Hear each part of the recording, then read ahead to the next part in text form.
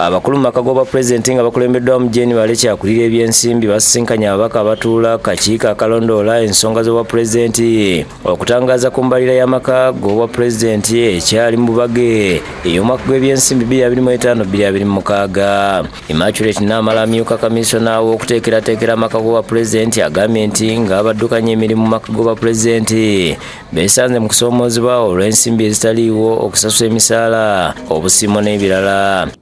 This need has not been provided in the indicative budget, so that requirement still remains, the 4.626. Why?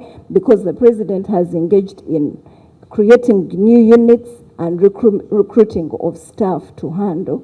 Agambye nti beetaaga obuwumbi obuli eyo mu busatu okusasula emisaala n'obusiimo oba gratuity w'abakozi mu bukiiko obwo pulezidenti bw'atondawo wabula tebaziina nga ne mu mbalira y'eggwanga teziriimu. So even as we run, we have a shortfall on gratuity of last year 3.5, which was not provided, and the extra staff that have come in, which takes it to 4.7 billion shillings. Namalira agambye nti amaka g'obwa pulezidenti geetaaga ensimbi obuwumbi 10 okugulira omukulembeze emmotoka tizaalina nkadde era ziteeka obulamu bw'ematiga nga zaayonoonese nnyo mu biseera waabeeredde ng'atalaaga eggwanga okulondoola pulojekiti za gavumenti. State House has an aging fleet, and right now, Honorable Chair, the President is undertaking countrywide tours.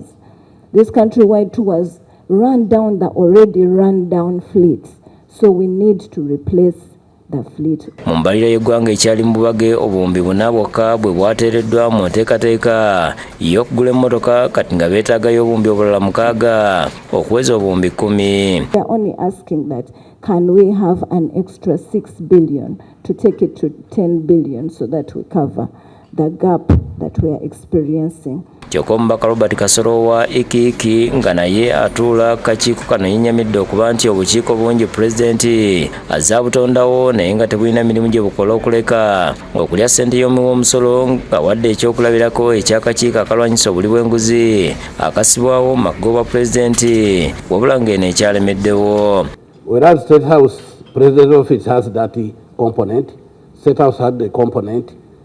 Parliament also has the same. We also go and do oversight.